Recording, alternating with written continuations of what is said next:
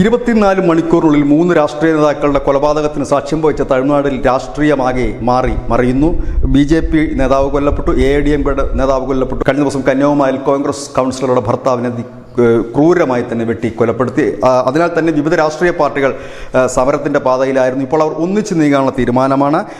ഒരു 3 ആഴ്ചയ്ക്ക് മുമ്പ് BSPയുടെ സംസ്ഥാന അധ്യക്ഷൻ ആംസ്ട്രോങ് കൊല്ലപ്പെട്ടു. അതിന് തൊട്ടു പിന്നാലെ കഴിഞ്ഞ ദിവസം AIADMKയുടെ നേതാവ് പത്മനാഭൻ, BJPയുടെ നേതാവ് സെൽവകുമാർ, കന്യാകുമാരിയിലെ കോൺഗ്രസ് കൗൺസിലറുടെ ഭർത്താവ് തുടങ്ങിയവരാണ് ഇപ്പോൾ കൊല്ലപ്പെടുന്നത്. ഈ 3 കൊലപാതകങ്ങൾ 24 മണിക്കൂറിനുള്ളിലാണ് സംഭവിച്ചത്.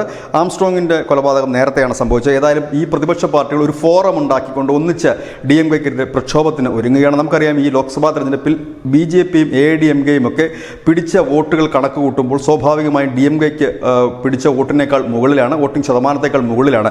അതുകൊണ്ട് തന്നെ ഇത്തരം ഒരു മുന്നണിയാണ് വരുന്നതെങ്കിൽ ഈ വരുന്ന നിയമസഭാ തെരഞ്ഞെടുപ്പ് 2026 തമിഴ്നാട്ടിലെ നിയമസഭാ തെരഞ്ഞെടുപ്പ്. ആ തെരഞ്ഞെടുപ്പിൽ DMK വെള്ളം കുടിക്കുമെന്നുള്ള കാര്യം ഉറപ്പാണ്. നിലവിൽ BJPയും AIADMKയും രണ്ട് പക്ഷമായി മാറി നിൽക്കുന്നൊരു സാഹചര്യമാണ്. ഒരുപക്ഷെ ഈ കൊലപാതകങ്ങൾ അവരെ വീണ്ടും ഒന്നിപ്പിക്കാൻ കാരണമായേക്കാമെന്ന് രാഷ്ട്രീയ നിരീക്ഷകർ കരുതുന്നു. News desk news India Malayalam.